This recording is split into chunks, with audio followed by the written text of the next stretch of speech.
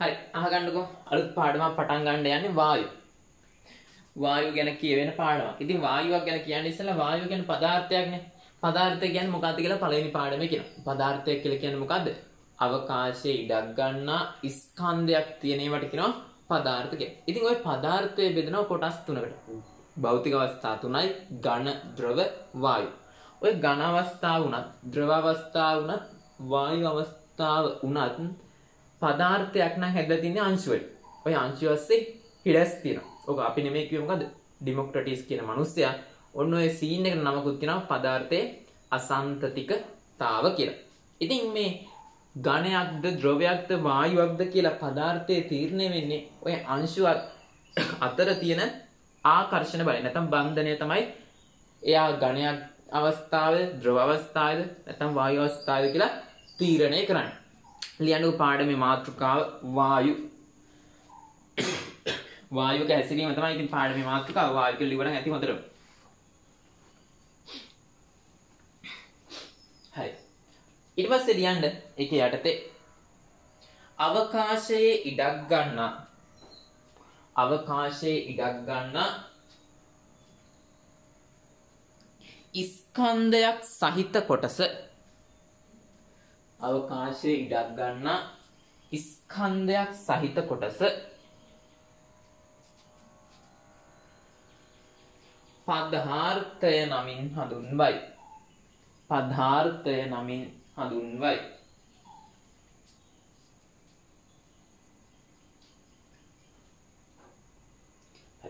ඊළඟටම පදාර්ථයේ ප්‍රධාන භෞතික අවස්ථා තුනකි.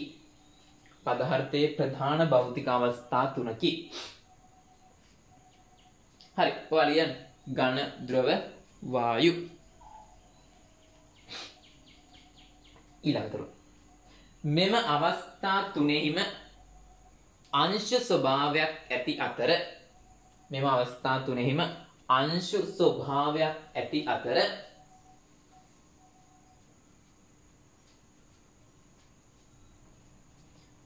එම අංශු අතර හිඩැස් පවතී.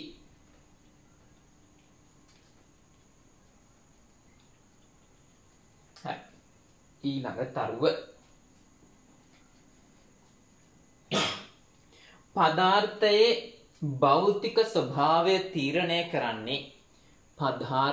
භෞතික ස්වභාවය තීරණය කරන්නේ අංශු අතර පවතින ආකර්ෂණ බලයන් වේ. ඝනයක්ද ද්‍රවයක්ද වායුවක්ද කියලා තීරණය කරන්නේ ඒ අස්සේ තියෙන මොනවාද? මේ ආකර්ෂණ බලයන්. ඊට පස්සේ දැන් ඉතින් ඔන්න මේ පදාර්ථයේ ලක්ෂණ තියෙනවානේ. නිශ්චිත පරිමාවක් තියෙනවා. සමහරක් ඒවාට නිශ්චිත පරිමාවක් නැහැ. නිශ්චිත හැඩයක් තියෙනවා. ඔන්නව තීරණය කරන ලක්ෂණ ටිකක් තියෙනවා. නිශ්චිත හැඩය තියෙන්න නම් මෙයා පොඩි කාලේ ගන්න නිශ්චිත හැඩය තියෙන්නේ නම් අංශු රටාවකට ඇහිරලා තියෙන්න ඕන. අංශු රටාවකට ඇහිරෙන්න ඕන.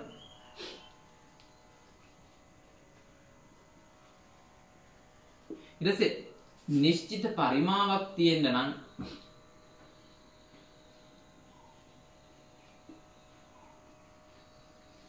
මොකද වෙන්නේ? අංශු තදින් බැඳෙන්න ඕන. ආකර්ෂණ බලය ප්‍රබල වෙන්න ඕන. අංශු තදින් බැඳී තිබිය යුතුයි.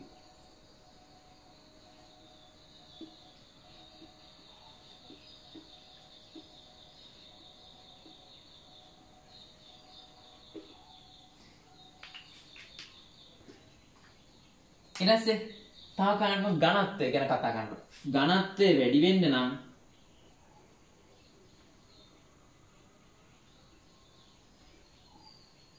මොකද වෙන්නේ?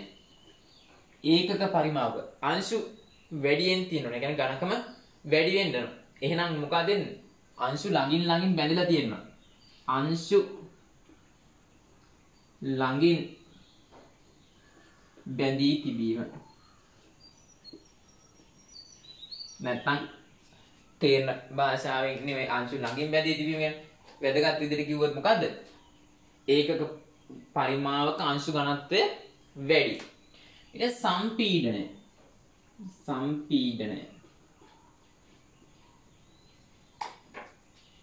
සම්පීඩනය වැඩි වෙන්න නම් මොනවාද? අංශු අතර හිඩැස් වැඩි වෙන්න ඕනේ.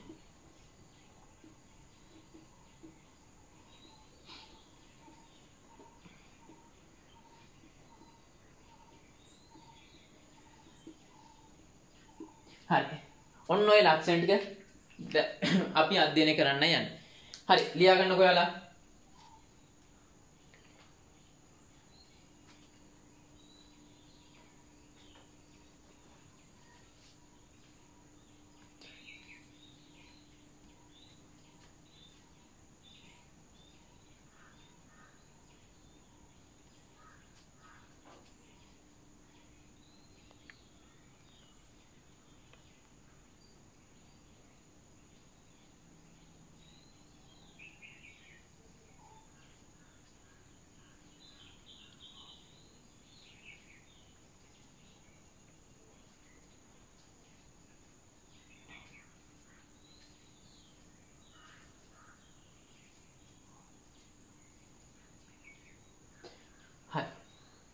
ඊට පස්සේ දැන් අපි කතා කරන්න යන්නේ මෙහෙම දැන් මෙන්න මේ ලක්ෂණ භෞතික අවස්ථා තුනට බලනවා කොහොමද වෙන්නේ කියලා. අපි බලමු. වොන් ඝණයක් තියෙනවා. ඝණයක අංශු මෙන්න මෙහෙමයි හැරිලා තියෙන්නේ.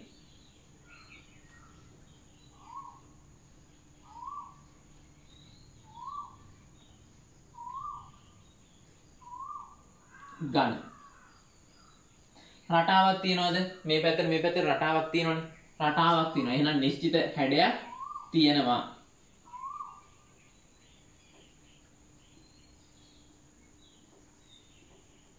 අංශු තදින් බැඳලා තියෙන්නේ. එකකට එකක් බැඳලානේ තියෙන්නේ. එහෙනම් අංශු තදින් බැඳුනොත් නිශ්චිත පරිමාවක් තියෙනවා.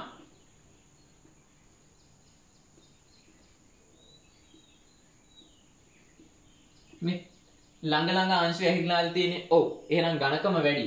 ඝනත්වය වැඩි.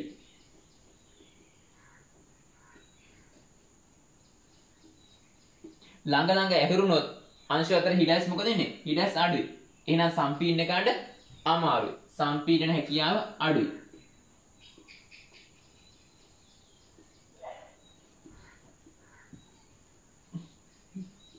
සම්පීඩන හැකියාව අඩුයි මිසක් නෑ කියන්න බෑ. පොඩ්ඩක් හරි සම්පීඩන ගන්න පුළුවන්.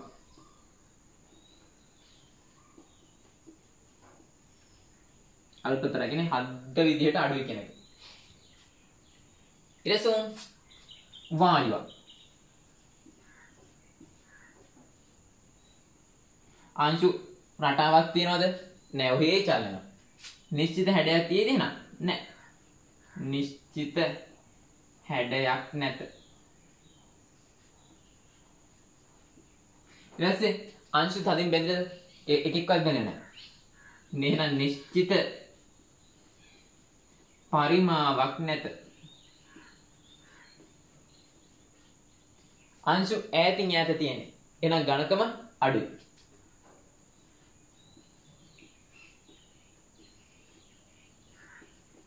ඊළඟට හිඩැස් හොඳට තියෙනවා. එහෙනම් සම්පීඩන ගන්න පුළුවන්.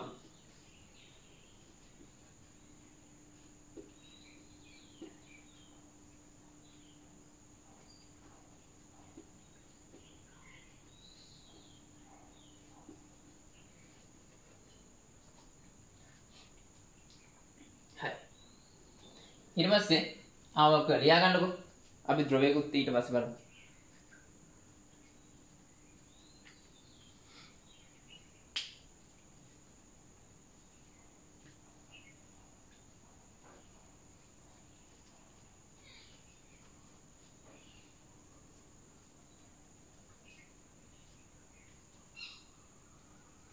ඊළඟට ද්‍රවය. ඔන්න ද්‍රවය.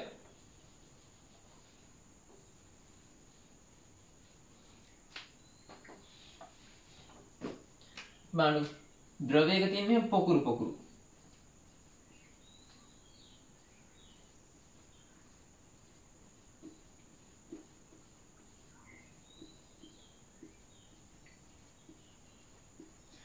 පොකුරු තියෙද්දි මෙයාලගේ මොකද වෙන්නේ? ද්‍රව. ඕන් ද්‍රවයක් ගැන කියන්නේ. නිශ්චිත හැඩයක් තියනවද? sorry නිශ්චිත රටාවක් තියනවද? නැහැ. රටාවක් නැත්නම් නිශ්චිත හැඩයක් තියනවද? නැහැ. නිශ්චිත හැඩයක් නැහැ. දාන බඳුන අනුව හැඩය වෙනස් කරගන්න.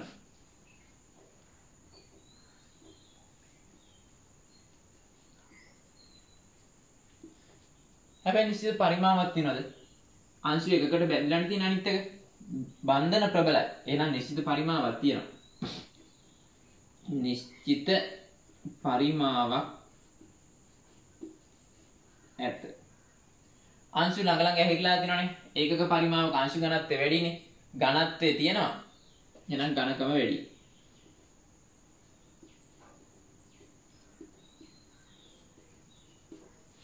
ඊට පස්සේ අංශු ළඟ ළඟ ඇහිලා තියෙනවා නම් සම්පීර්ණ ගණන ටිකක් අමාරුයි. කොහොමද?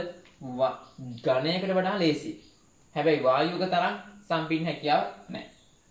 ඝනයකට වඩා වැඩි වායුවකට අඩු.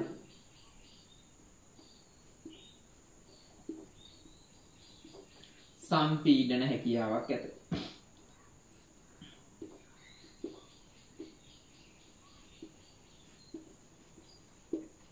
හරි. ලියා ගන්නකෝ.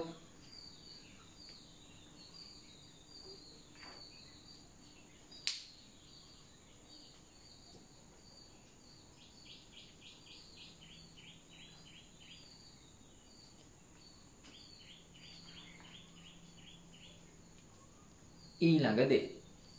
ඉතින් මේ ඔය තුන් දෙනා ගත්තාම ඝනය, ද්‍රවයක්, වායුවක් ගත්තාම ද්‍රවයක ලක්ෂණ සමාන වෙන්නේ වායුවකට නෙමෙයි ඝනයකට. ආසන්න වශයෙන් හරි සමාන වෙන්නේ ද්‍රවයක ලක්ෂණ ඝනයකට තමයි ආසන්න වශයෙන් සමාන වෙන්නේ. ලියන්න තරවදර. තරවදන රතු පාටින් ලියන්න ද්‍රවයක ලක්ෂණ සමානව ආසන්න ලෙස සමාන වන්නේ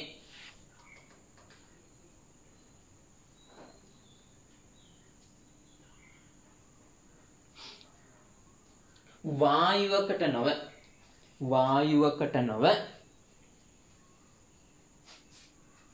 ඝනයකට වේ.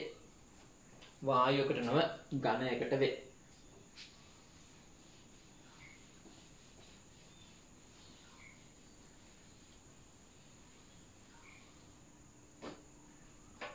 හරි. ඔන්න ඒ සීන් එක හරි. දැන් අලුත් කොටසක් යනවා. ඔයාලා දැන් අයිඩියා එකක් දන්නවා. ඒ කොටස් ටික 7 වසරෙත් උගන්වනවා, 6 වසරෙත් උගන්වනවා ඒ කොටස්. ඊට පස්සේ ලියන මාතෘකාවක් චාලක අණුක වාදය. චාලක අණුක වාදය.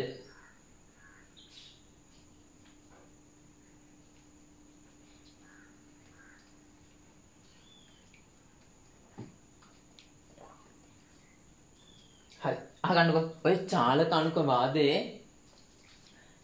මේ ප්‍රධාන උපකල්පන තුනක් තියෙනවා. එකක් තමයි ඔය වාජනයක තියෙන වායු අංශු එයාලට එක එක වේග තියෙනවා. ඒ වගේම එයාලා යන පැත්ත අපිට කියන්න බෑ. වාජනයක අන්තර්ගත වෙලා තියෙන වායු අංශු විවිධ වේග වලින් අහඹු චලිතයේ යෙදෙනවා. මොකද්ද? වායුවක අන්තර්ගත කිසියම් පරිමාවක නැත්නම් වාජනයක අඩංගු වායු අංශු මොකද වෙන්නේ? අහඹු චලිතයේ යෙදෙනවා විවිධ වේග වලින්. දෙවෙනි එක තමයි මොකද්ද මේ එක වායු අංශුවක් ගත්තාම එයා අන්තර්ගත වාජනයේ පරිමාවයි වායු අංශයේ පරිමාවයි ගත්තාම නිකන් වායු අංශයේ පරිමාව එන පුංචි. එහෙනම් මොකද්ද දෙවෙනි එක?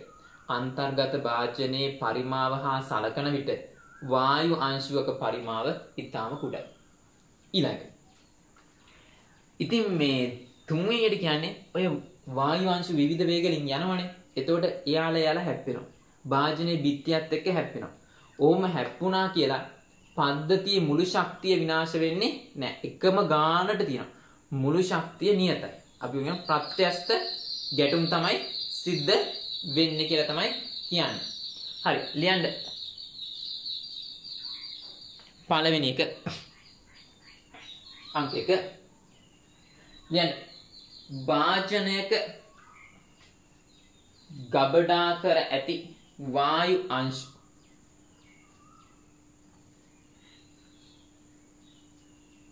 විවිධ වේග වලින් අහඹු චලිතයේ යෙදේ. විවිධ වේගවලින් අහඹු චලිතයේ යෙදේ.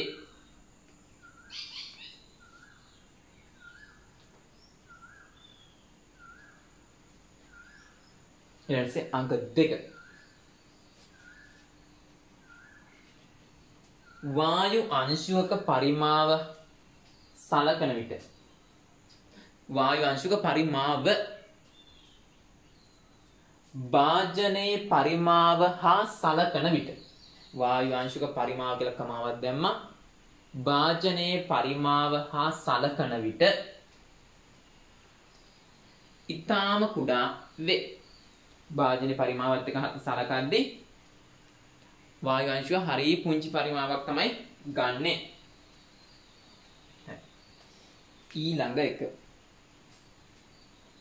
තුන්වෙනි කාරණය. ලියන්න. අහඹු චලිතයේ යෙදෙන වායු අංශු අහඹු චලිතයේ යෙදෙන වායු අංශු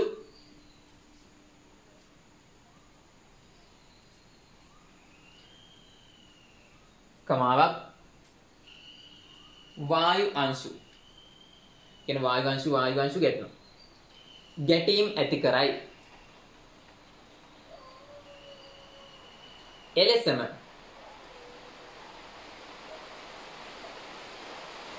භාජනයේ බිත්තිය සමගද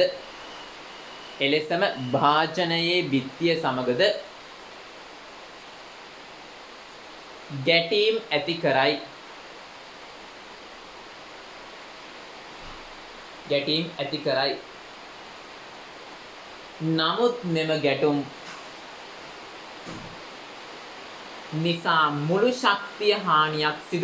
නමුත් මෙම ගැටුම් නිසා මුළු ශක්තිය හානියක් සිදු නොවේ.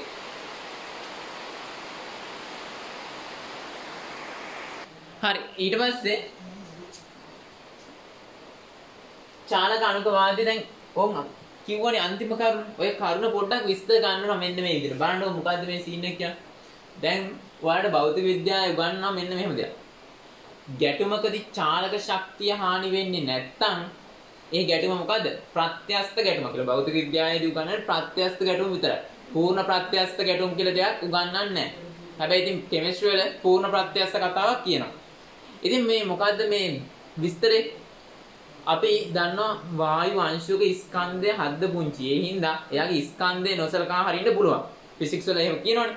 ඉතින් වායු අංශුක ස්කන්ධය නොසලකා හැරියොත් විභව ශක්තිය ගැන කියන්න බෑ.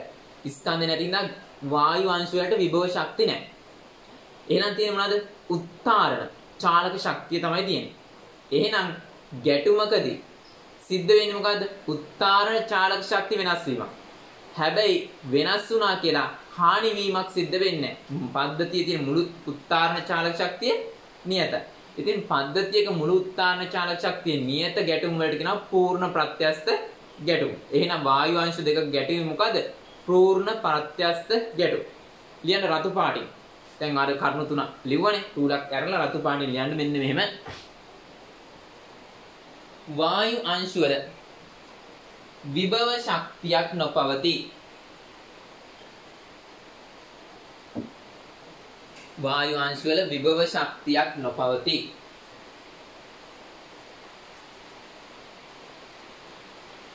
පවතින්නේ උත්තරණ චාලක ශක්තියකි.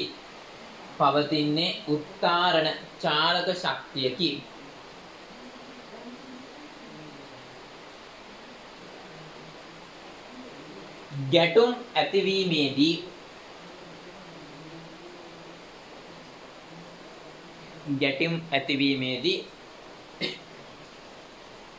මෙම උත්තරණ චාලක ශක්ති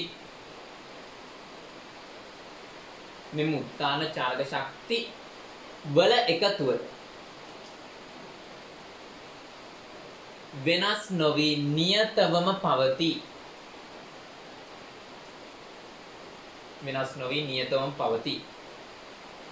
එනම් ශක්ති හානියක් සිදු නොවේ.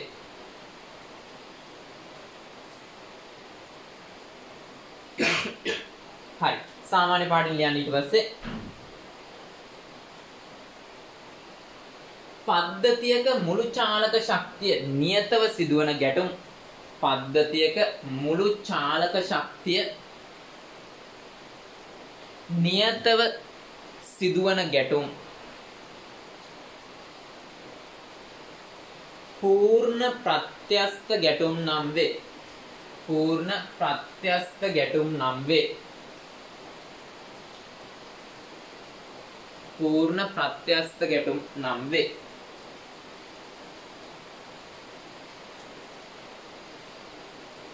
හරි. එහෙනම් ඔක සිද්ධ වෙන්නේ මොන ගැටුමද? පූර්ණ ප්‍රත්‍යස්ත ගැටුම. හරි. දැන් ඊට පස්සේ බලන්නකො චාලක ශක්තිය කියන්නේ චාලක ශක්තිය ගන්න සමීකරණය තමයි භාගයක් mv වර්ග.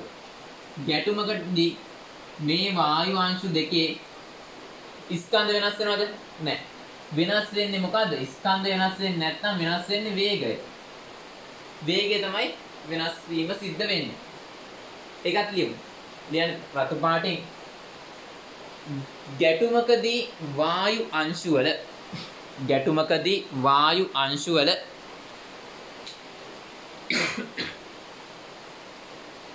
ස්කන්ධය ගැටුමකදී වායු අංශු වල ස්කන්ධය වෙනස් නොවේ.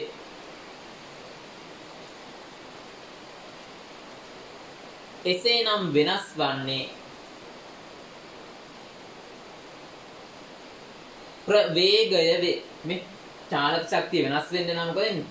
ඕම් පටල ගන්න බා. මුළු චාලක ශක්තිය නියතයි. හැබැයි වෙනස් වෙන්න පුළුවන්. වෙනස් වෙලා එකතු වෙලා අඩු වෙලා ඒකට ඔක්කොගෙම පදවල එකතුව නිශ්චිත අගයක්. ලියන්න. එසේනම් වෙනස් වන්නේ ප්‍රවේගය වේ. ඕම් ගැටුමකදී ස්කන්ධය නෙමෙයි වෙනස් වෙන්නේ ප්‍රවේගය. හැබැයි වෙනස් වුණා කියලා පද්ධතිය මුළු චාලක ශක්තිය වෙනස් වෙන්නේ නැහැ. හරි. ඊට පස්සේ බලන්නකො වේගය වෙනස් වෙනවා. වේගයත් එක්ක යන වචනයක් තියෙනවා ගම්‍යතාව. ස්කන්ධය වරක් ප්‍රවේගය. මේක වෙනස් වෙන්නේ නැහැ කියමුකෝ. මේකෙත් මේක වෙනස් වෙන්නේ නැහැ. හැබැයි මෙයා වෙනස් වෙන්න පුළුවන්. වෙනස් වෙන්න පුළුවන් v. එහෙනම් චාලක ශක්තිය මුළු චාලක ශක්තිය නියතයි. අංශයෙන් අංශයට චාලක ශක්තිය හෝමාරු වෙන්න පුළුවන්, වෙනස් වෙන්න පුළුවන්. ඒ වගේ අංශයෙන් අංශයට ගම්‍යතාවත් මොකද වෙන්නේ? වෙනස් වෙන්න පුළුවන්.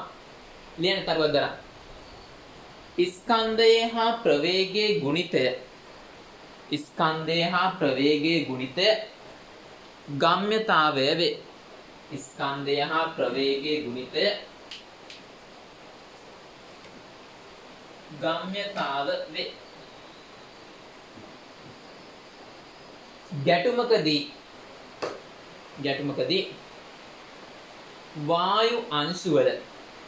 ගැටුමකදී වායු අංශු වල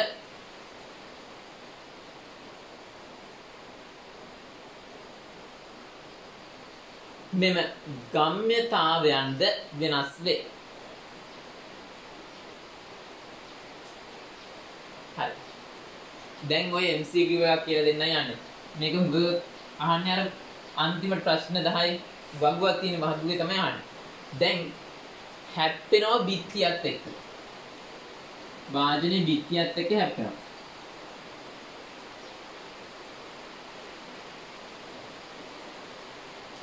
වායු අංශය හැප්පුණාට බිත්තිය හානියක් වෙනවද? බිත්තිය ගමන් කරනවද? ගමන් කරන්නේ නැහැ. එහෙනම් චාලක ශක්තිය හුවමාරු වෙන්නේ නැහැ. ඕම් වචනේ. වායු අංශුවක් ගිහින් හැප්පෙනවා පූර්ණ ප්‍රත්‍යස්තව බිත්තියේ. එතකොට මෙතන චාලක ශක්තියක් තියෙනවා. හැබැයි බිත්තිය චලනයක් වෙන්නේ නැහැ. එහෙනම් යාගේ චාලක ශක්තියක් නැහැ. එහෙනම් ගැටුමෙන් පස්සෙත් මොකද වෙන්නේ? ආපහු චාලක ශක්තිය නියත වෙන්න ඕන. හැබැයි දිශාව මොකද වෙන්නේ? මාරු වෙනවා. දැන් ඊට පස්සේ උන් හැප්පුණාට පස්සේ මේ පැත්තට යනවා.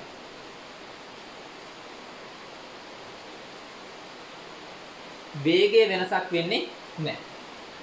ලියමු අපි. වායු අංශුවක්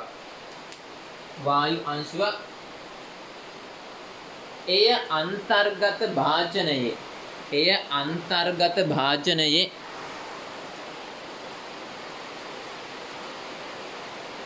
බිත්තිය සමග ගැටුණු විටදී එය අන්තර්ගත භාජනයේ බිත්තිය සමග ගැටුණු විටදී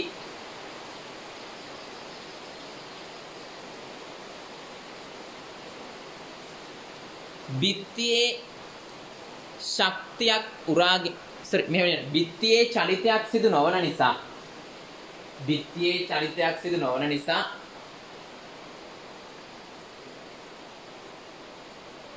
වායු අංශුවේ චාලක ශක්තිය වෙනස් නොවේ.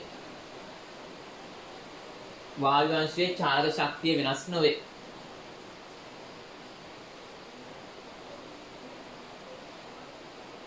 හරි. ඊට පස්සේ උන් MCQ එක. එහෙනම් මෙතන චාලක ශක්තිය EK නම් මෙතන චාලක ශක්තිය මොකද? EKම තමයි. හේතුව මොකද්ද? EK කියන්නේ භාගයක් m v වර්ගය. මෙතනදිත් එක m භාගය වරක් m v වර්ගය. වේගය වෙනස් වෙන්නේ නැහැ නේ. මෙතනත් භාගයක් m v වර්ගය. ඒ හින්දා ශක්තිය අධීශයන්නේ. ශක්තිය අධීශයක් නිසා දිශාවක් ගැන හිතන්නේ නැහැ. ඒ හින්දා මේකේ දිශාව මාරුණා කියලා අදාළ නැහැ. විශාලත්වයේ විතරයි හිතන්නේ. විශාලත්වයේ විතරක් හිතන හින්දා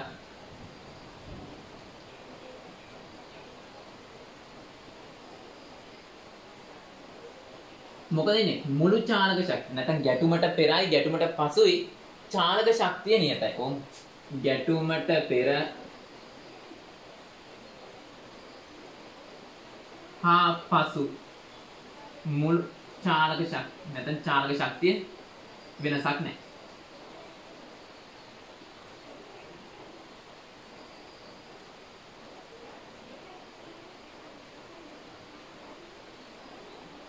හරි. ඊට පස්සේ ගම්‍යතාවය කියලා කියන්නේ දෛශිකයක්. මේක තමයි MCQ එක. දෛශිකයක් නම් විශාලත්වයයි දිශාවයි දෙකම හිතනවා. ගම්‍යතාව ගන්න සමීකරණය මොකද්ද? P සමානයි mv. මෙතනත් mv මෙතනත් mv. අවුලක් නැහැ.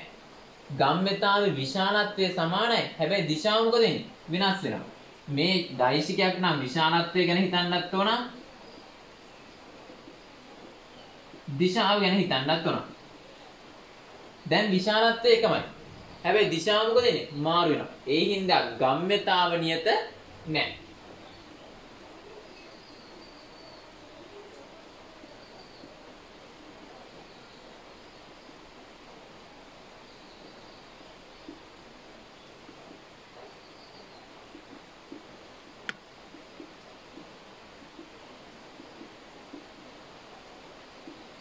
එම නිසා කියන එක රතු පාටේ ලියන්න මොකද්ද? ගැටුමට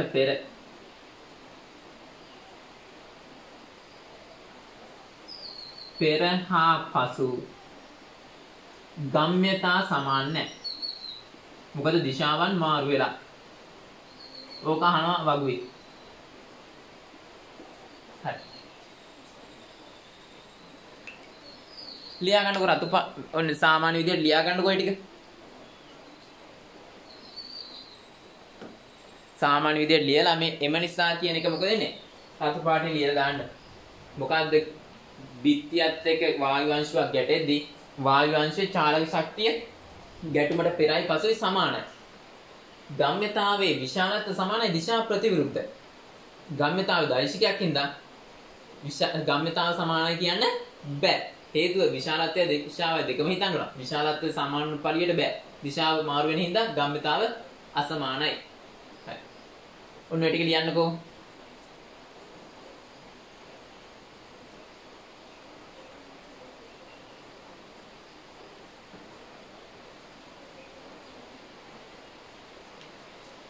වීඩියෝ නවත්තලා ලියන්න. හරි. දැන් අපි කතා කරන්න යන්නේ ඕම් වායුක චාලක අණුක වාදය ගැන විස්තරය ඕම් හරි.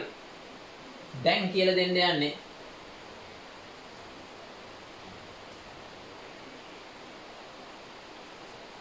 මේ චාලක අණුක වාදය ගැන කියන්නේ වායුවක් ගැනනේ. ඉතින් වායුවක ලක්ෂණ තියෙනවා. ඔය ලක්ෂණ බලපාන සාධක තියෙනවා.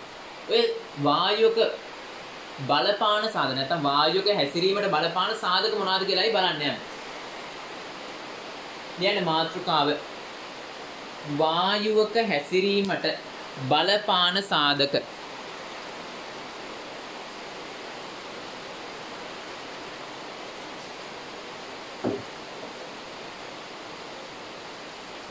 වායුවක හැසිරීමට බලපාන සාධක.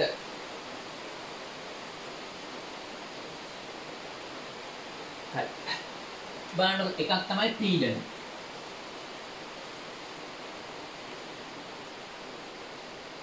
සංකේතය P. දෙවෙනි එක පරිමාව.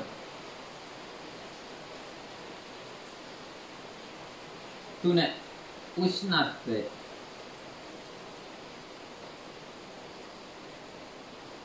ඉතින් වායුවේ අණු ගණන නැත්නම් මවුල ප්‍රමාණය. මවුල ප්‍රමාණය නම් simple n අණු ගණන capital E. ඉතින් වායු ඔය ටික ලියා ගන්නකො.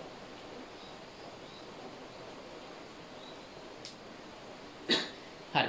ඊට පස්සේ කියලා දෙන්න ඕන මේ වායුවක පරිමාව කියලා කියන්නේ වායුවේ නිශ්චිත පරිමාවක් නැහැනේ. එතකොට වායුවක පරිමාව කියලා කියන්නේ මොකද්ද?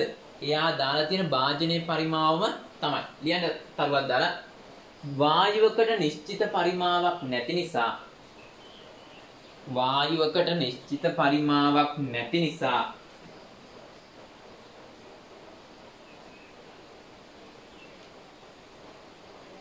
වායුවේ පරිමාව යනු භාජනයේ පරිමාවම වේ. භාජනයේ පරිමාවම වේ.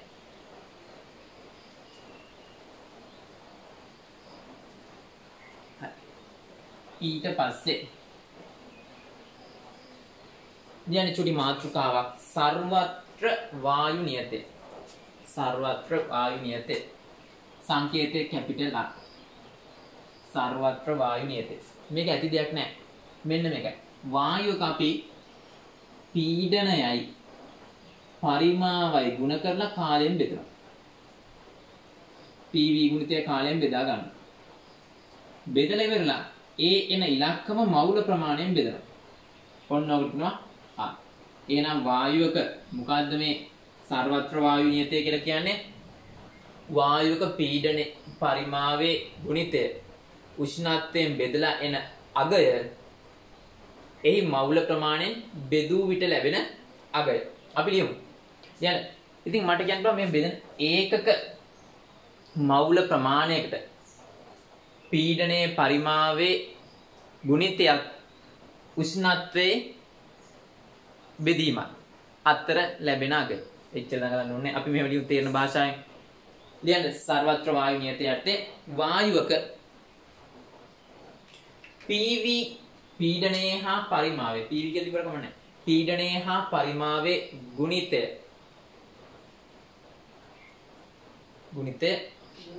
උෂ්ණත්වයෙන් බෙදා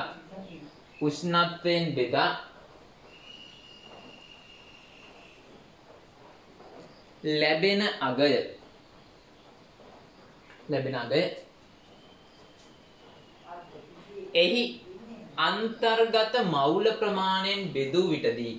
එහි අන්තර්ගත මවුල ප්‍රමාණයෙන් බෙදූ විටදී ලැබෙන අගයයි.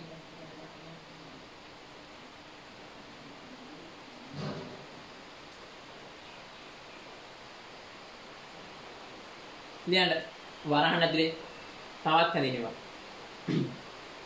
ඒකක උෂ්ණත්වයකට ඒකක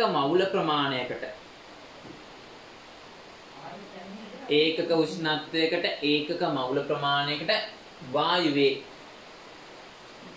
PV ගුණිතයයි.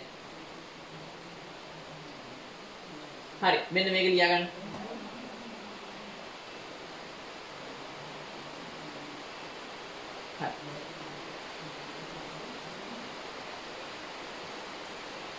ඉතින් මෙන්න මේ සමීකරණේ මේ ඔන්න ඔය ඕකේ ප්‍රකාශනය මෙන්න මෙයාව දානවා මේ පැත්තට. NR දැන් P PV බෙදීම T. T වත් දානවා මේ පැත්තට. එතකොට එනවා මොකද්ද සමීකරණයක්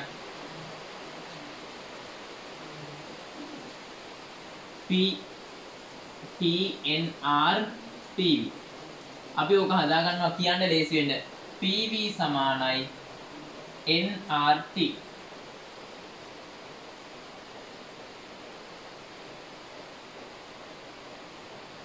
හරි. ලියන්න මෙන්න එහෙම. ඉහත සමීකරණය භාවිතයෙන්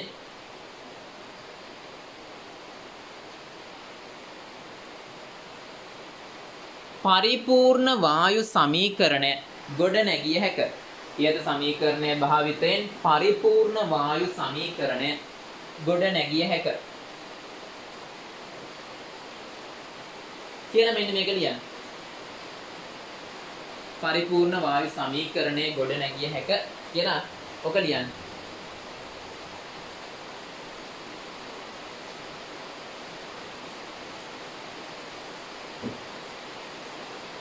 හරි පද දන්නවනේ දැන් පීඩනය පරිමාව මවුල ප්‍රමාණය සර්වත්‍ර වායු නියතය උෂ්ණත්වය. නිකන් උෂ්ණත්වය නෙමෙයි තාපගතික උෂ්ණත්වය. කියන්නේ තාපගතික උෂ්ණත්වය කියන්නේ කෙල්වින් වලින් උෂ්ණත්වය තමයි ඔය කියන්නේ. ලියන්න ඕන අය. පීඩනය පරිමාව මවුල ප්‍රමාණය සර්වත්‍ර වායු නියතය capital T. කෙල්වින් ප්‍රකාශිත උෂ්ණත්වය නැත්තම් මොකද්ද? තාපගතික උෂ්ණත්වය. හරි. මෙන්න මේ වායුවට අණුව හැසිරෙන මේ සමීකරණයට අණුව හැසිරෙන වායු වලට නමක් කියනවා පරිපූර්ණ වායු. එහෙනම් පරිපූර්ණ වායු සමීකරණය කියලා කියන්නේ මොකද්ද? මෙන්න මේ සමීකරණයෙන් අදාළව ගණනය කිරීමක් කරනවා නම් ඒ කරන්න පුළුවන් පරිපූර්ණ වායුවකට විතරයි. එහෙනම් පරිපූර්ණ වායුවක් කියන එක විස්තර කරගෙන මෙතනින් මොකද්ද? මෙන්න මේ PV සමානයි nRT සමීකරණයට අනුකූල වායු පරිපූර්ණ වායු. ඉතින් පරිපූර්ණ වායුවක් ගත්තාම ලක්ෂණ දෙකක් තියෙනවා. එකක් දැන් අපි කියනවානේ වායු අංශු වලට පරිමාවක් තියෙනවා. භාජනයත් චාලකණකවාදී කියන මොකද? භාජනයත් එක්ක ගණිතදී පරිමාව හඳ පුංචි. හැබැයි පරිමාවක් තියෙනවා කියනවනේ. මේකෙදි පරිපූර්ණ වායුවක් නම් පරිමාවක් නැහැ. ලක්ෂ ස්කන්ධ පොඩි තිත් වගේ තමයි වායු අංශු ඉන්නේ. වායු වල ආකර්ෂණ බල දුර්වලයි අන්තරාණුක. ඒවට ආකර්ෂණ බල විකර්ෂණ බල තියෙනවනේ. හැබැයි පරිපූර්ණ වායුවක පරිමාවක් නැහැ. මොකේද? අංශුවක විතරයි. වායු අංශුවක පරිමාවක් නැහැ. ඒ වගේම ආකර්ෂණ විකර්ෂණ නැහැ. ලියන්න මාතෘකාව පරිපූර්ණ වායු. පරිපූර්ණ වායු.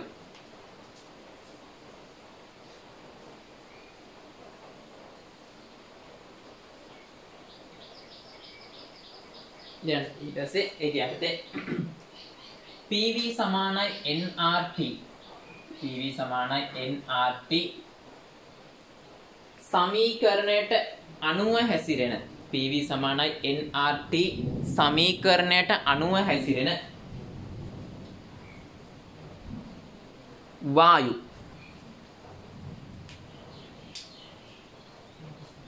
පරිපූර්ණ වායු නම් වේ.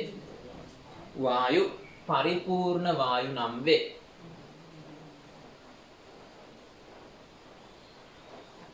ඊළඟ තරුව පරිපූර්ණ වායුවක පහත ලක්ෂණ ඇත. පරිපූර්ණ වායුවක පහත ලක්ෂණ ඇත.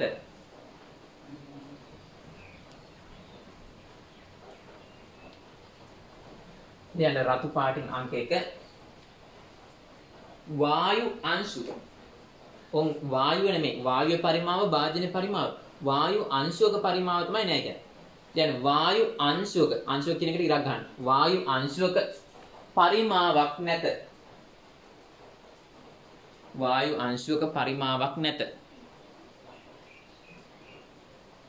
එය ලක්ෂ ස්කන්ධ කියන්නේ පොඩි තිත් කියන වචන. ලක්ෂ ස්කන්ධ ලෙස සැලකේ.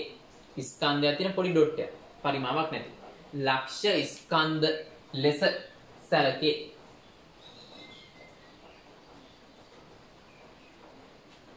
දෙවෙනි එක.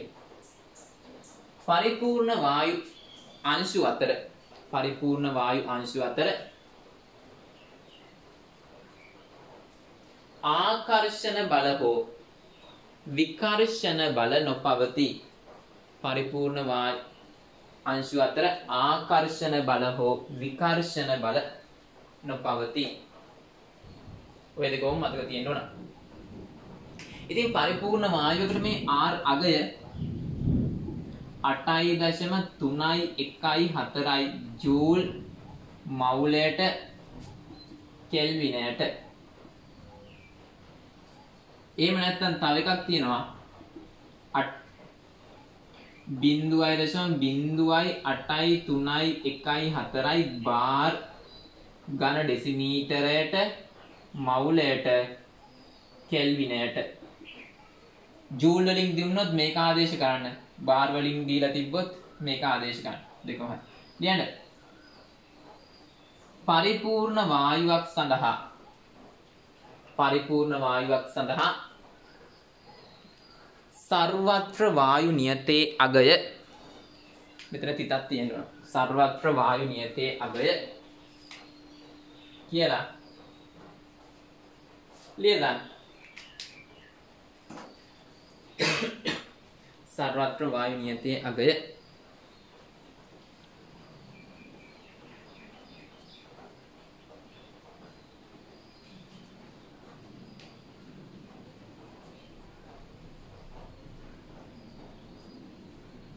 ඔය දෙක මතක තියෙන්නත් උන සමහර වෙලාවට පේපර් එකේ උඩම දෙනවා. නැත්නම් ඉතින් මතක තියාගත්තාම හොඳයි. ඔක අමතක වෙන්නේ නැහැ නේ. හරි. දැන් අපි එක සමීක මේ මොනවද ප්‍රකාශ දෙන නියම වගේ. ඒවට කියනවා ඔය බොයිල් නියම කියලා, චාල්ස් නියම කියයි, ඇවගාඩ්‍රෝ නියම කියයි.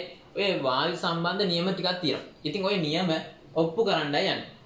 ඉතින් ඔය ඔප්පු කරද්දී මතක තියාගන්න මේ සමීකරණයෙන් තමයි පටන් ගන්න හැමදේම. ඒක පාවිච්චි කරලා ඕනම කෙනෙක්ට ගේම ගහ ගන්න පුළුවන්. ඒ හින්දා මේ සමීකරණයේ අවස්ථා දෙකකට දාලා ඕනෑම වායු සමීකරණයක් ඕනම වායු ගානක් ලියා ගන්නත් පුළුවන්කම තියෙනවා.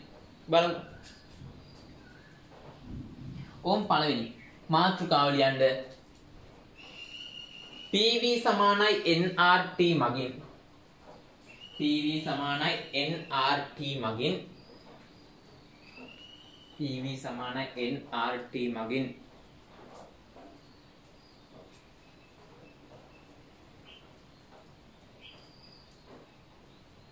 පරිපූර්ණ වායු සමීකරණ. නැත්නම් මේ ඒක PV සමාන nRT මගින් මූලික වායු නියම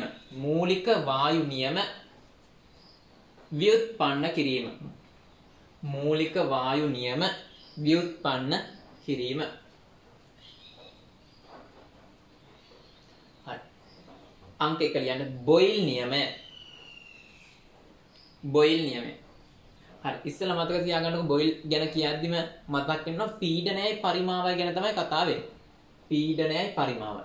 ඕන් එහෙනම් මෙන්න මෙතන ඉන්නවා 1 2 3 4 5යි. මේක කොහොමත් නියතයි. කොහොමත් නියතයි. උගෙන් වැඩක් නැහැ. එහෙනම් විචලනය වෙන්න පුළුවන් 4 දෙනෙක් ඉන්නවා. 1 2 3 4. දෙන්නෙක් ගැන කතා කරද්දී අනිත් ඒවා ඔක්කොම නියත වෙන්න ඕන. එහෙනම් බොයිල් නියම කියන්නේ පීඩනයයි පරිමාවයි. එහෙනම් අනිත් ඒවා මොකද වෙන්න ඕන? නියත වෙන්න ඕන. එහෙනම් ඕන් බොයිල් නියම කියන්නේ බලන්න මේක දිහා බලලා මවුල ප්‍රමාණයයි උෂ්ණත්වයයි නියත වේලාවේදී පරිපූර්ණ වායුවක PV ගුණිතය මොකද වෙන්නේ? නියතයි. ඇයි එහෙම කිව්වේ? මෙයා නියතයිලු. මෙයාත් නියතයිලු. නියත තුනක් ගුණ කරපුවාම ඉන්නේ මොකද්ද? නියතයක්ම තමයි. එහෙනම් PV ගුණිතය නියතයක් කියලා කියන්න පුළුවන්. එහෙම නැත්තම් කියන්න පුළුවන් මේ බලන්න. කොහොමද දැන් මෙයා නියතයි මූ කොහොමද නියතයි. එහෙනම් ඔක්කොමත් මොකද නියතයි. නියතයක් අපි සංකේතයක් කියන්නේ. එහෙනම් නියත පරිපූර්ණ වායු ස්කන්ධය ගත්තහම උෂ්ණත්වය නියත නම් PV ගුණිතය නියතයක්.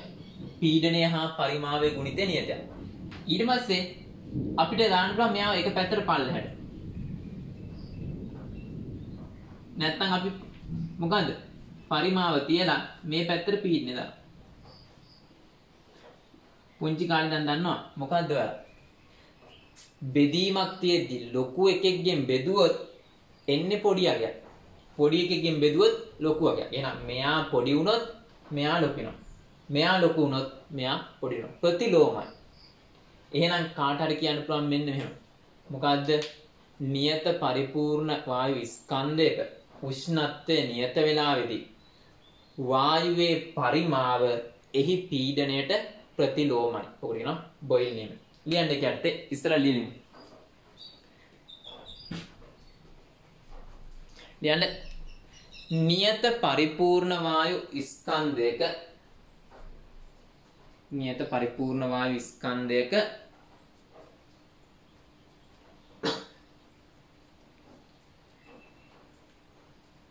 නියත පරිපූර්ණ වායු ස්කන්ධයක උෂ්ණත්වය නියත විටදී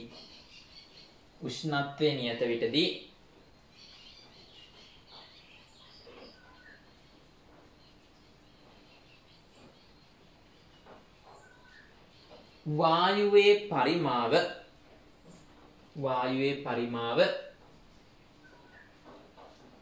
එහි පීඩනයට ප්‍රතිලෝම සමානුපාතික වේ. හරි. ඕන දැන් ආයි කියලා දෙනවා. මේ T නියත හින්දා තමයි ඔකුනේ. ඇයි කියනනේ නියත උෂ්ණත්වය කියන T නියතයි. උෂ්ණත්වය නියත නිසා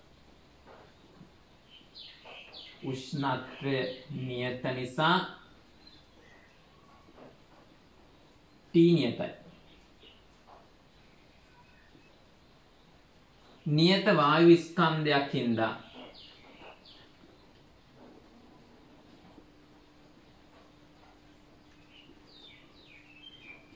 N නියතයි.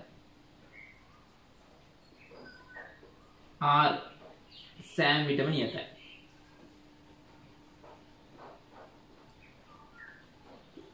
නියත තුනක ගුණිතයත් නියතයි.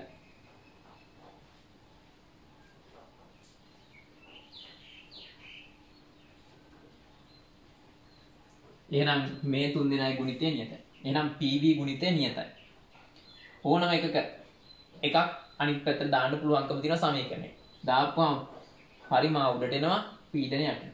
මෙන්න මේ සමීකරණය සමාන ලකුණයි නියතයයි අයින් කරලා මෙහෙම හදන්න පුළුවන්. කොහොමද? පරිමාව සමාන ලකුණ අයින් කරුවා සමානුපාතික දැම්මා පීඩනය. මේකෙන් කියන්නේ මොකද්ද? ප්‍රතිලෝම ලකුණ. එක යට කියන්නේ ප්‍රතිලෝමයි. පරිමාව පීඩනයට ප්‍රතිලෝමයි. හරි ඔය ටික ලියා ගන්නකෝ.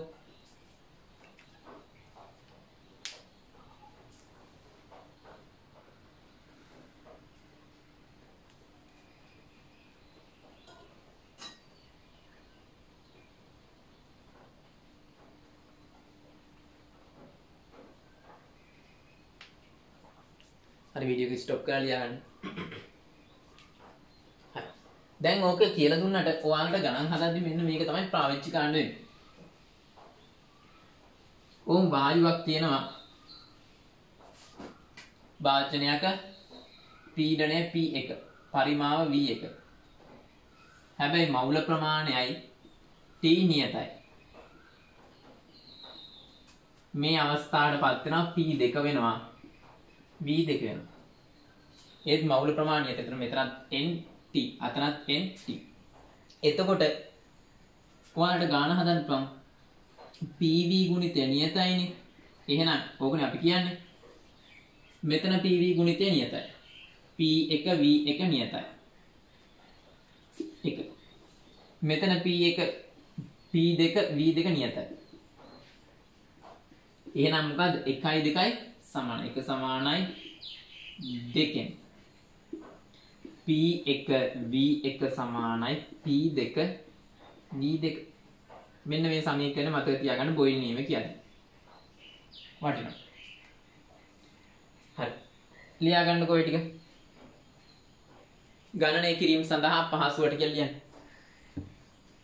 ගණනය කිරීම සඳහා පහසුවට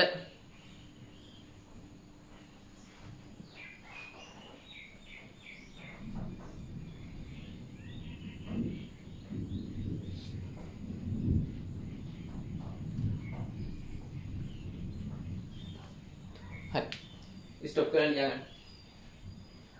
ඊට පස්සේ දැන් ඔන් ෆිසික්ස් වල ප්‍රස්ථාර මතක් වෙන්න ඕන. බලන්නකෝ ප්‍රස්ථාර එනවා අපේ එකක් තමයි පීඩනය සමානයි 1 v. නැත්තම් මොකද පීඩනය සමානයි k 1 v.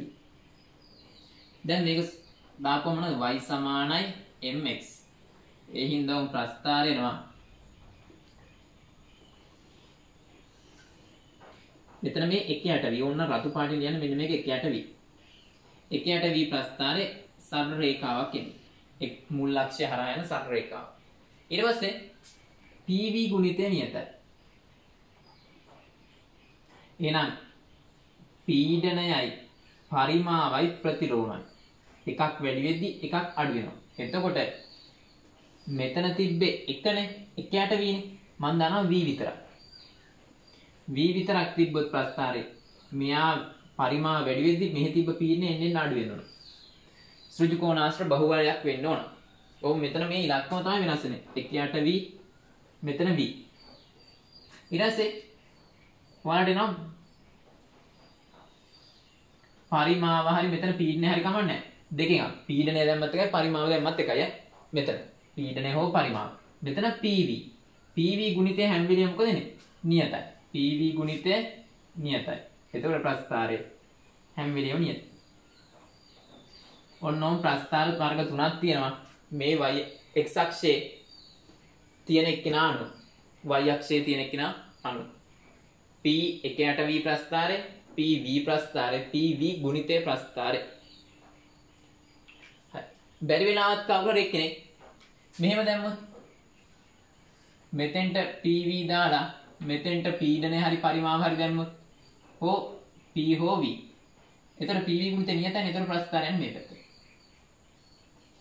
හරි ඔයාලට ඕන එකක් ඔක්කොම ඇඳගත්තත් කමන්නේ. හරි ස්ටොප් කරලා.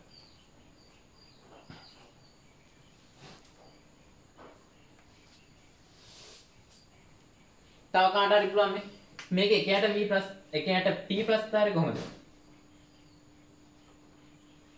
ඒත් මෙහෙමයි.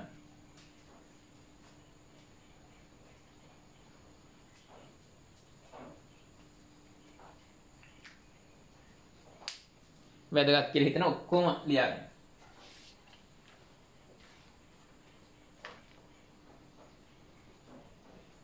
හරි නේද? වීඩියෝ ස්ටොප් කරලා ලියගන්න.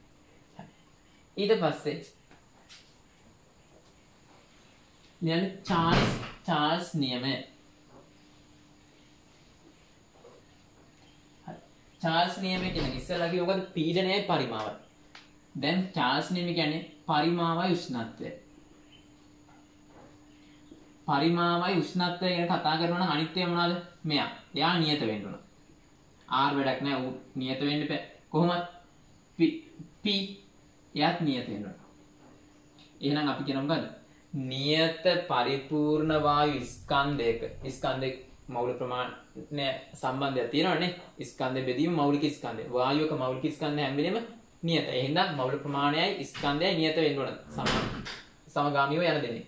එහෙනම් නියත පරිපූර්ණ වායු ස්කන්ධයක පීඩනය නියත වෙලාවේදී මොකද වෙන්නේ? බලන්න. මෙයා මේ පැත්තට ගන්න. නැත්නම් අර පැත්තට ගන්න. පරිමාව තියෙනවා n තියෙනවා r තියෙනවා. මේ නියතිකාවත් මෙතෙන්ට දාන්න. බලන්න. මේ නියතයක් නියතයකින් ගුණ කරලා නියතයකින් බෙදනවා. ඒත් මොකද වෙන්නේ? නියතයක්මයි එන්නේ. ඒ හින්දා නියතය වරක් මෙයා මෙයයි මොකද අනුලෝම. මෙයා වැඩි වුණොත් මෙයාත් වැඩි වෙනවා. ඒ හින්දා v අනුලෝමයි t. එහෙනම් අපිට චාල්ස් නියමය කියන්නේ මොකද්ද කියලා කිව්ව හැකි. නියත පරිපූර්ණ වායු ස්කන්ධයක පීඩනය නියත වේලාවේදී වායුවේ පරිමාව තාපගතික නිකං උෂ්ණත්වය නෙමෙයි කෙල්වින් ප්‍රකාශිත උෂ්ණත්වයට අනුලෝමයි. රතු පාටේ කියන්නේ. නියත පරිපූර්ණ වායු ස්කන්ධයක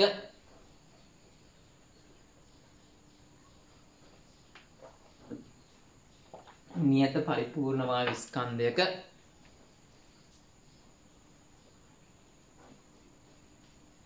නියත පරිපූර්ණ වායු ස්කන්ධයක පීඩනය නියත විටදී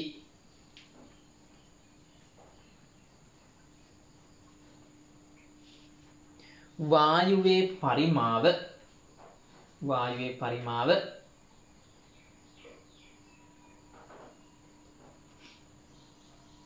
එහි තාපගතික උෂ්ණත්වයට අනුලෝම වේ. එහි තාපගතික උෂ්ණත්වයට අනුලෝම වේ. හරි මේ ටික ලියා ගන්නකෝ.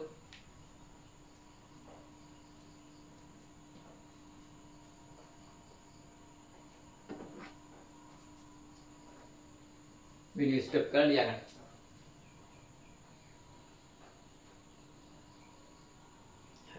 ඊට පස්සේ ඕම් බලන්න. මෙන්න මෙතනින් ගත්තා මේ සමීකරණය මේ t ව මේ පැත්තට කරනවා. එහෙනම් v බෙදීම t කියන එක නම මොකද? නියතයි. ඔකට කියන්නේ මෙයා මේ පැත්තට දාපුවම v බෙදීම t නියතයි. ඕන් දැන් අවස්ථා දෙකක් තියෙනවා. එකක් v වෙනස් වෙනවා t වෙනස් වෙනවා. හැබැයි අනිත් ඒවා නියතව තියෙනවා. p හා n නියතයි. v2 t2 අපේ කතාව මොකද්ද? v1 බෙදීම t1 නියතයි.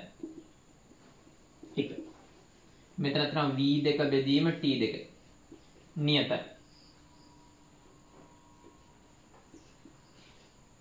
නියත දෙකකින්ද එක සමානයි දෙකෙන්.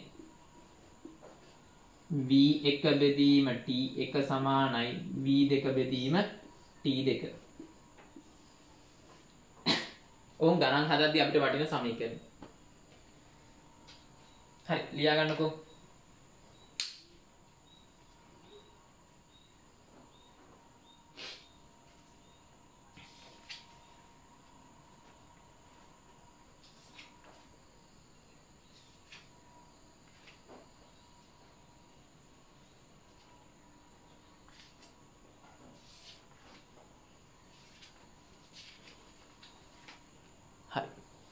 ඊට පස්සේ මෙන්න මේ තාපගතික උෂ්ණත්වය කියන්නේ මොකද්ද කියලා ලියමු. ලියන්න තවද මෙහිදී පරිමාව අනුලෝම වන්නේ කෙල්වින් වලින් ප්‍රකාශිත උෂ්ණත්වයට වේ. කෙල්වින් වලින් ප්‍රකාශිත උෂ්ණත්වයට වේ.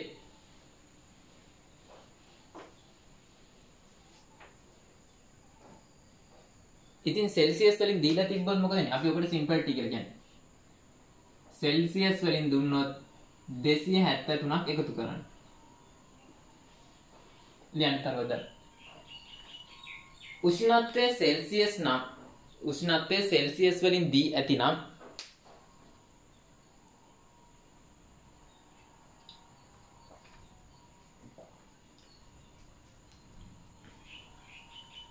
එම උෂ්ණත්වයට 273ක් එකතු කිරීමෙන්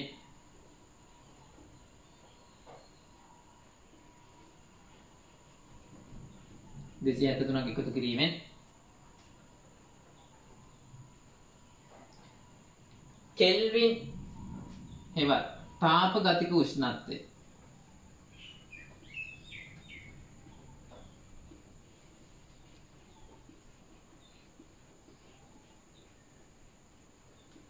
ලබාගත හැක.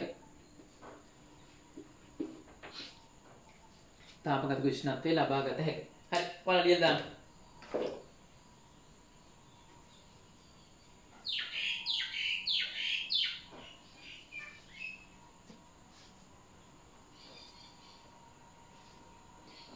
ඊට පස්සේ වීඩියෝ එක ස්ටොප් කරලා ලියා ගන්න. सेल्सियस प्रकाशित उष्णत्व तापगतिक उष्णत्व केल्विन उष्णत्व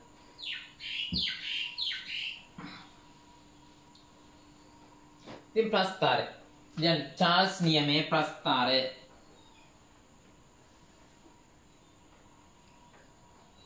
परिमाव उष्णत्व කාටරි මේක අනිත් පැත්ත මාරු කරුවා කියලා අවුලක් නැහැ. මෙතන පරිමාව මෙතෙන්ට දාලා මෙතෙන්ට උෂ්ණත්වය හැබැයි මොන උෂ්ණත්වද? කෙල්වින්. ප්‍රස්ථාරය නෙමෙයි. හැබැයි මේක සෙල්සියස් වලින් දුන්නොත් සිම්පල් T එතන ප්‍රස්ථාරය මේ හරියන්නේ. ඇයි 273ක එකතු වෙන්නේ?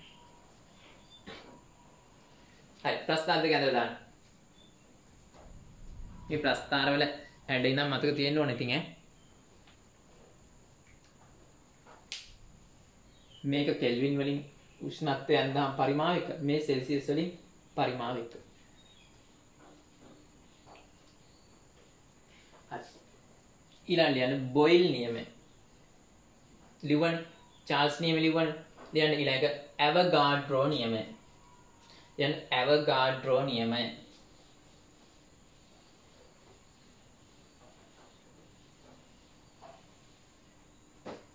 Avogadro නියමය. Avogadro සංඛ්‍යාව නෙමෙයි. Avogadro නියමය කියන්නේ එකක්, නියතය කියන්නේ එකක්. Avogadro නියතය කිව්වොත් 6.02 ගුණ කිව්වොත් 10.23. Avogadro නියමය කිව්වොත් පරිමාවයි මවුල ප්‍රමාණය අතර වෙනස් වීම. බලන්නකො PV සමානයි nRT. වෙනස් වෙන්නේ කවුද? පරිමාවයි මවුල ප්‍රමාණය. එහෙනම් පීඩනය නියත වෙන්න ඕන. මොනවාද? උෂ්ණත්වය නියත වෙන්න. එහෙනම් බලන්න වෙනස් වෙන්නේ මේ දෙන්න. පරිමාව එක පැත්තකට ගත්තා RT බෙදීම P වරක් V මේ n RT ගුණිතය කියන්නේ නියතයක්. ඇයි? උෂ්ණත්වය නියතයි, පීඩනය නියතයි. එහෙනම් පරිමාව නියතයි ගුණ කිරීම මවුල ප්‍රමාණය. පරිමාව අනුලෝමයි මවුල ප්‍රමාණය. එහෙනම් කියන්න මොකද? පරිපූර්ණ වායුවක උෂ්ණත්වය හා පීඩනය නියත වෙලාවේදී වායුවේ පරිමාව එහි අන්තර්ගත මවුල ප්‍රමාණයට අනුලෝමයි. හරි. ලියන්න. පරිපූර්ණ වායුවක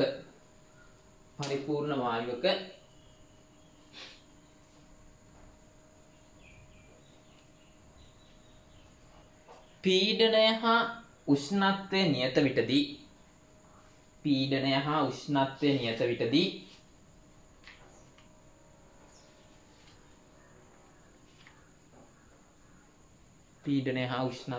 විටදී වායුවේ පරිමාව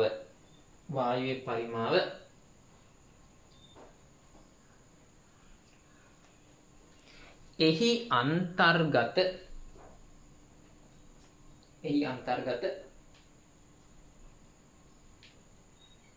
මවුල ප්‍රමාණයට අනුලෝම වේ. එහි අන්තර්ගත මවුල ප්‍රමාණයට අනුලෝම වේ. හරි හදලා ගන්න.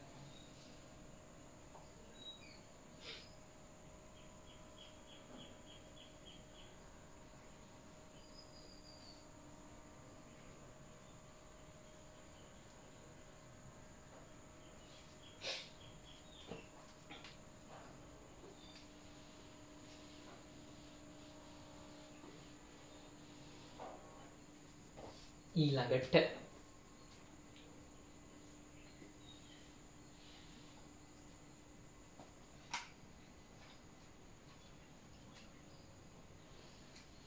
වායුවක් තියෙනවා පරිමාව V n. ඊපස්සේ නියතයි PV නෑ PT.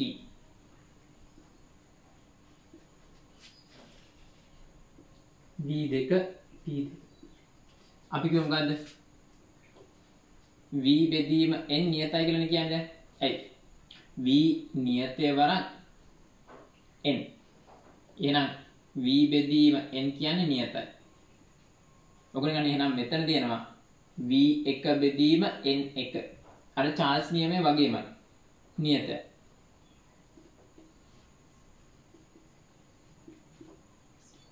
හැබැයි මේ දෙන්න නියත වුණොත් විතරයි.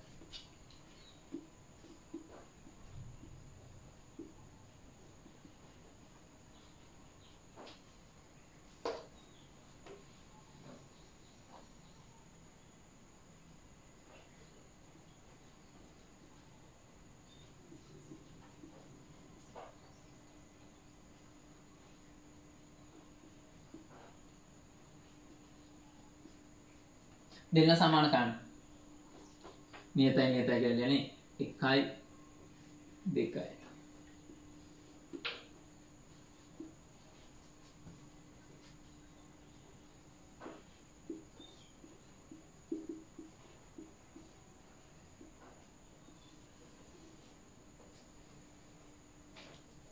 ක්ලියර් දැන්? ප්‍රස්තාරෙත් මම කොහොම වඳින්න ඕන. ඇවෝගාඩ්‍රෝ නියමයේ ප්‍රස්තාරේ මවුල ප්‍රමාණය වැඩි වෙද්දී පරිමාවත් වැඩි වෙනවා. හරියට කොයි වගේද? ටයර් එකට හුලං ගන්නවා වගේ. හුලං වැඩි වෙන්න පරිමාව වැඩි වෙනවා. බැලුන් එකට හුලං පුම්බනවා. ප්‍රස්තාරේ තන දාන්න ගණනය කිරීමට වැදගත් වෙන සමීකරණෙත් ගන්න.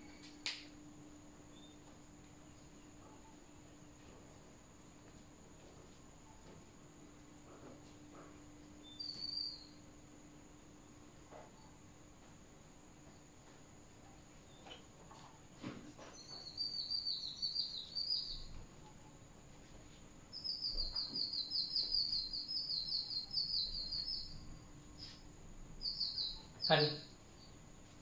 ඉතින් මේ ඇවෝගාඩ්‍රෝ නියමයේ දෙවෙනි ආකාරයක් කියලා එකක් තියෙනවා. ඒක කියන්නේ මෙහෙම. ඇවෝගාඩ්‍රෝ නියමය කියන්නේ මොකක්ද? දන්නවා. වායු පරිපූර්ණ වායුවක පීඩනයයි උෂ්ණත්වයයි නියත වෙලාවේදී වායුවේ පරිමාව මවුල ප්‍රමාණයට සමානයි.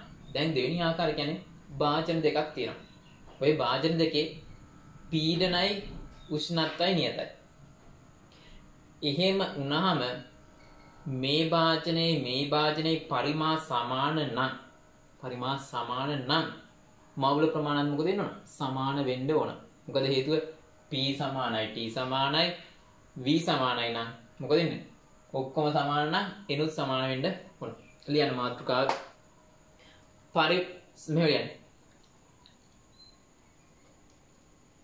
පරිපූර්ණ වායු සමීකරණය භාවිතයෙන්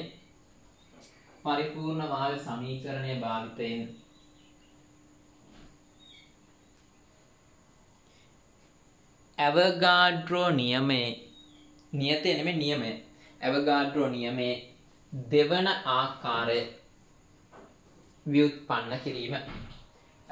නියමයේ දෙවන ආකාරය ව්‍යුත්පන්න කිරීම.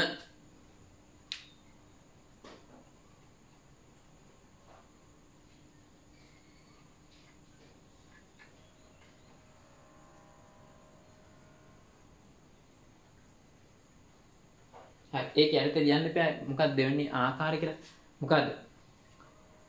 භාජන දෙකක සමාන පරිමාණ තියෙන භාජන දෙකක වෙනස් වායු ගබඩා කරලා තියෙනවා නම් පීඩනයයි උෂ්ණත්වයයි සමාන වුණොත් ඒ වායු දෙකේ මවුල ප්‍රමාණත් සමානයි. ලියන්න.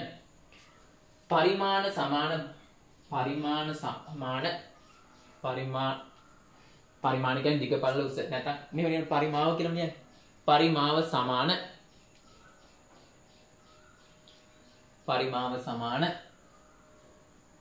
භාජන දෙකක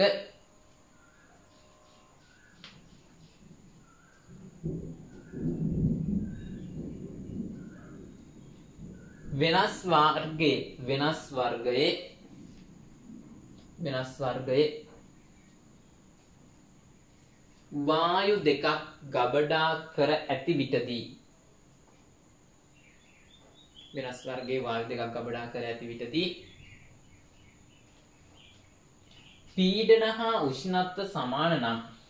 පීඩන හා උෂ්ණත්ව සමාන නම් පීඩන හා උෂ්ණත්ව සමාන නම්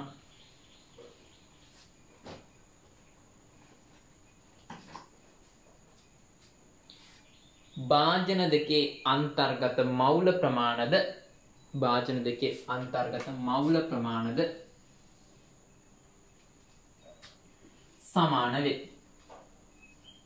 සමාන වේ. හරි. දැන් ඕම් වෙනස් වායු වර්ග දෙකක් තියෙනවා. A තියෙනවා B තියෙනවා. හැබැයි භාජන දෙකේ පරිමාණ සමානයි. මෙයත් V මෙයත් V. එතකොට අපි දන්නේ මෙයාගේ මවුල ප්‍රමාණය Na. ඊට පස්සේ එයාගේ උෂ්ණත්වය Ta. එයාගේ පීඩනය Pa. මෙයාගේ තියෙනවා Nb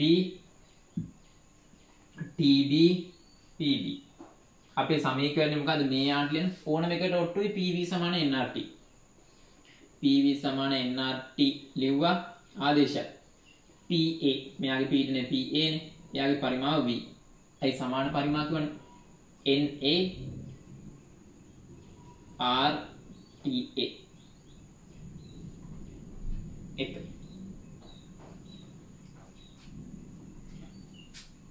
ඊට පස්සේ මෙතනත් ගන්න ඕන. Pb V NB R TB දෙක. එක බෙදීම දෙක.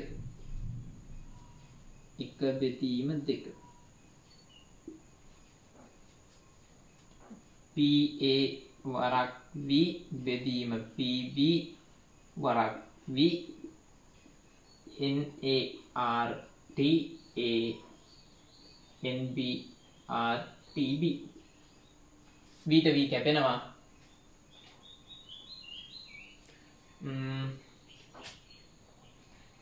R ට R කැපෙනවා. එතකොට ඕක එනවා PA PB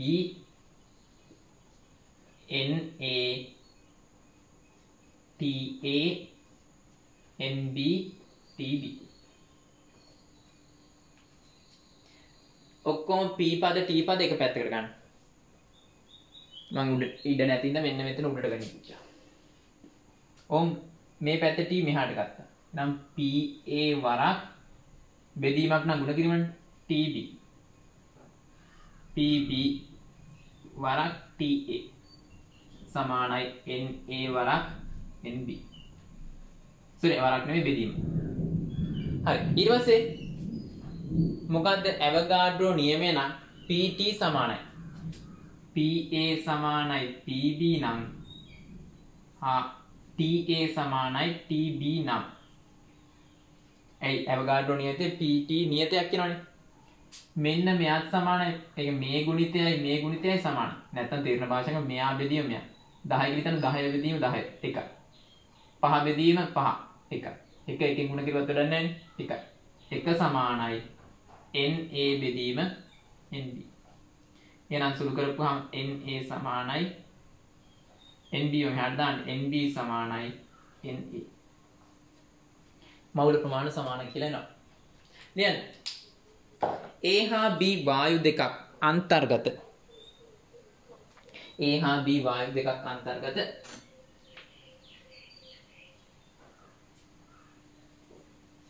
සමාන පරිමා සහිත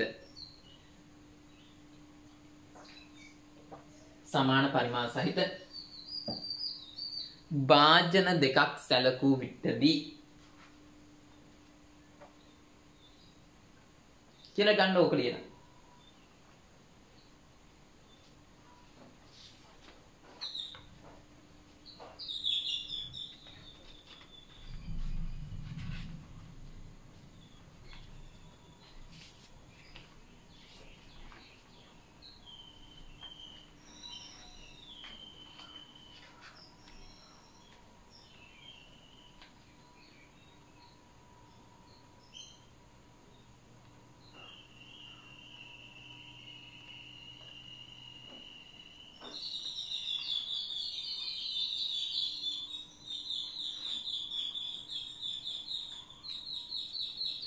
හරි. ලියන්න ඊට පස්සේ පරිපූර්ණ වායු සමීකරණය භාවිතයෙන් පීඩන නියම ව්‍යුත්පන්න කිරීම. පරිපූර්ණ වායු සමීකරණයේ භාවිතයෙන් පීඩන නියම ව්‍යුත්පන්න කිරීම. දැන් ඔයාලා ප්‍රායෝගික වෙන්න ඕන. මේ කියන එකම කියවලා මේ පාඩම් ගන්න ඕනේ නැහැ. මේ බලන්න පරිපූර්ණ වායු සමීකරණය තමයි හැම එකටම මුල. එහෙනම් PV සමානයි nRT. මූ ගැන කතා කරලා වැඩක් නැහැ. ඌ නියතයි කොහොමද? කතා කරන්න තියෙනවා එහෙනම් පීඩනනේ. පීඩනය වෙනස් වෙන්න පුළුවන්. දැන් පරිමාවත් එක වෙනස් වෙන්නේ. කතා කරන්නේ බොයිල් කියලා. PV ගුණිතය බොයිල් කියලා කතා කරන්නේ. එහෙනම් පීඩනය වෙනස් වෙන්න පුළුවන් මවුල ප්‍රමාණයත් එක්ක. දැන් එහෙනම් පීඩනය මවුල ප්‍රමාණයත් එක්ක වෙනස් වෙනවා නම් මේයි මොකද නියත වෙන්නේ. අපි විස්තර කරන්නේ කොහොමද? නියත පරිමාවක් තියෙන නියත උෂ්ණත්වයක් තියෙන පරිපූර්ණ වායුවක පීඩනයයි මවුල ප්‍රමාණය. බලන්නකො. මොකද එන්නේ පීඩනය වැඩි වෙද්දි මවුල ප්‍රමාණය වැඩි නෝ බලන්න. ලියන්න මාතෘකාව.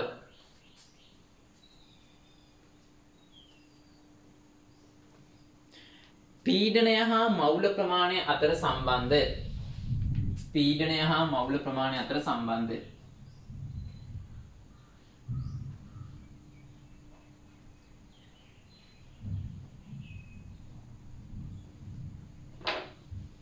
එහෙනම් මෙයා නියතයි.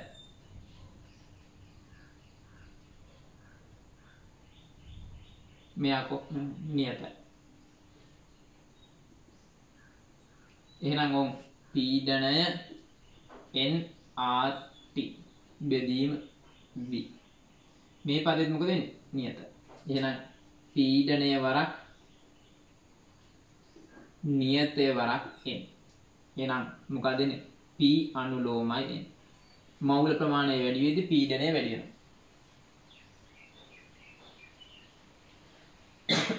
මෙහෙම ආව චාල්ස් වල, මෙහෙම ආව බොයිල් වල. ඔහොම ආපු හැම වෙලාවෙම සමීකරණය මොකක්ද ආවේ අපි? ගණනය කිරීම වලට P1 එනම් බෙදන්න n1. දැන් අර වගේ හදාලා ඉන්න ඕනේ නැහැ. P2 බෙදීම n2. ප්‍රස්ථාරේ කොහොමද අනුලෝම ප්‍රස්ථාර?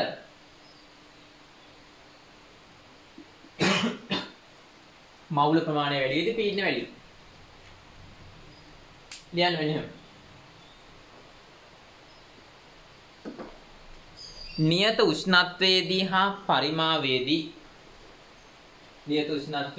පරිමාවේදී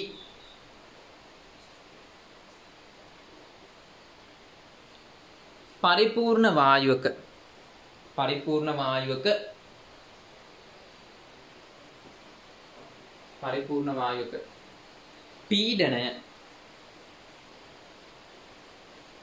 පීඩනය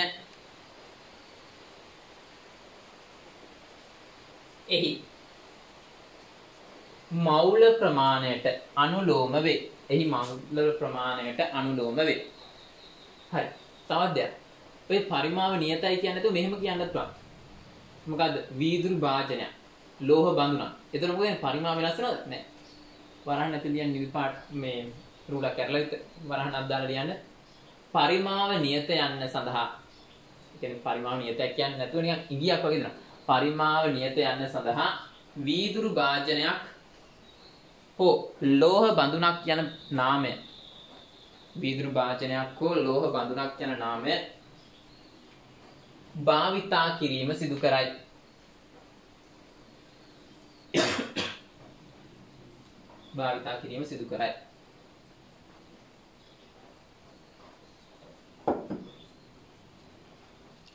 හරි. ඔක් ගන්නකො.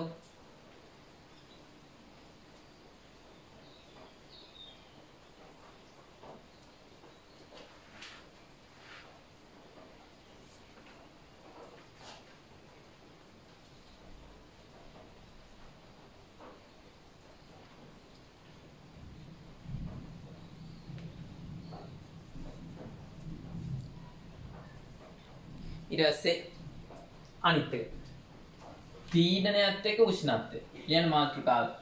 පීඩනයත් සමග උෂ්ණත්වය වෙනස් වීම. එහෙනම් මෙයයි වෙනස් කරනවා නම් මෙයා නියත වෙනවා. එහෙනම් මෙතන T වෙනුවට දාන්න නම් n. මෙතන Tn. n r ගුණිතය බෙදීම v නියතයි. එතකොට මෙතන T එනවා. මෙතන T එනවා. මෙතන T1 මෙතන T2. එතකොට පීඩනය P. හරි. මොකද්ද කියන්නේ? නියත පරිමාවේදී මවුල ප්‍රමාණය නියත නම් උෂ්ණත්වය වැඩි වෙයි තාපගතික උෂ්ණත්වය හා පීඩනය අනුලෝමයි. ලියන්න.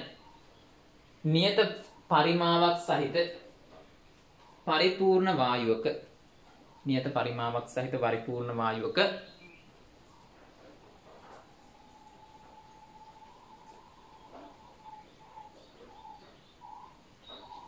මවුල ප්‍රමාණය නියත නම්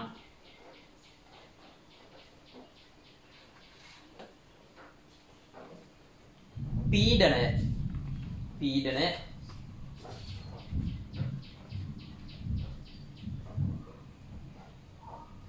තාපගතික උෂ්ණත්වයට අනුලෝම වේ. පීඩනය තාපගතික උෂ්ණත්වයට අනුලෝම වේ.